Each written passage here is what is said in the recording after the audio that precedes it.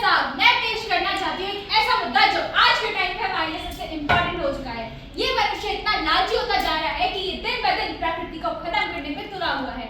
मैं लाई हूँ अपने साथ अपना गवाह, खुद पेड़। मैं पेड़ हूँ। मैं तुम्हें फल, सब्जियां, लकड़ियां सब देता हूँ। बचपन में नाजुक हाथों में पेंसिल से लेकर जलती मौत की चिता के ताबूत तक मैं बनाता हूँ। तुम्हें खेलने के लिए शाखाएं देता हूँ। इस तपती गर्मी में पिता की तरह ठंडी छांव देता हूँ। और बदले में तुमसे क्या मांगता हूँ? तुम्हारा साथ, तुम्हारी सहानुभूति। और अब मैं जा रहा हूँ, कभी ना लौटने वाला जा रहा हूँ। तो जैसा कि आपने देखा, पेड़ चला गया, जिसमें जल जाएंगे जब सिर पे कोई साया नहीं होगा। जज साहब, मैं अपने साथ दो एग्जाम्पल आई हूँ। मैं पहला एग्जाम्पल पेश करने की इजाजत मांगती हूँ।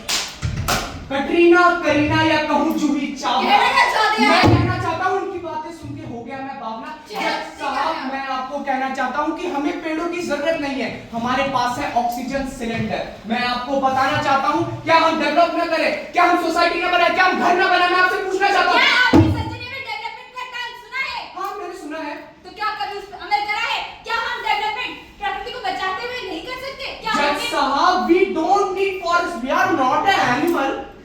जज साहब, एक बात बताइए, क्या हमें अपनी आने वाली पीढ़ियों के लिए प्रकृति को बचाना नहीं चाहिए? क्या हमें पेड़ नहीं लगाने चाहिए? और इतना ही नहीं, अभी मैं आपको एक और चीज दिखाती हूँ जिससे देख के आप और हैरान हो जाएंगे। और मैं देखना चाहता हूँ। इजाजत है, लीजिए। जोर लगा के हैशा, पेड़ काटो हैशा। ये क्या आप पेड़ काट रहे हैं? क्यों, आपको दिखाई नहीं देते हैं? आप क्यों हमारा दिमाग चाट रहे हैं? अरे आपको पता नहीं पेड़ नहीं होगा तो क्या होगा? पता है, हमारे पीठ पर ऑक्सीजन सिलेंडर होगा बस। फिर भी आप पेड़ काट रहे हैं। और आप अभी भी हमारा दिमाग चाट रहे आपको हैं। पता नहीं पेड़ हमें क्या क्या देते हैं? पता है, पेड़ हमें दवा, हवा, खाना, फल बहुत कुछ देते हैं। फिर भी आप पेड़ काट रहे हैं। आप अभी भी हमारा दिमाग चाट रहे हैं। ये गलत है। ये लीजिए कुल्हाड़ी, और आप भी काटिए।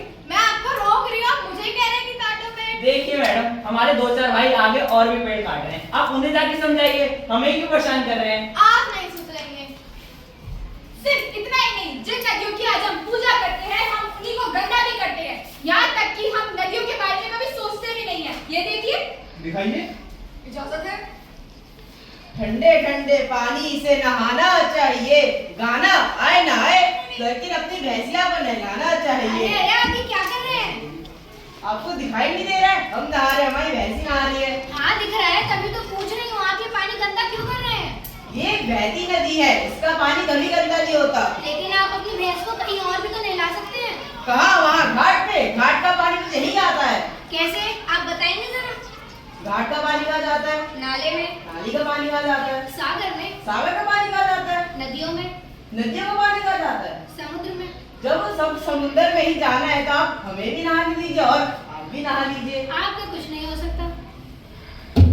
तो जैसा कि आपने देखा, ये है आज का मनुष्य जिसको सिर्फ अपनी पड़ी है और वो इतना लालची है कि उसको प्रकृति की कोई फिक्र ही नहीं।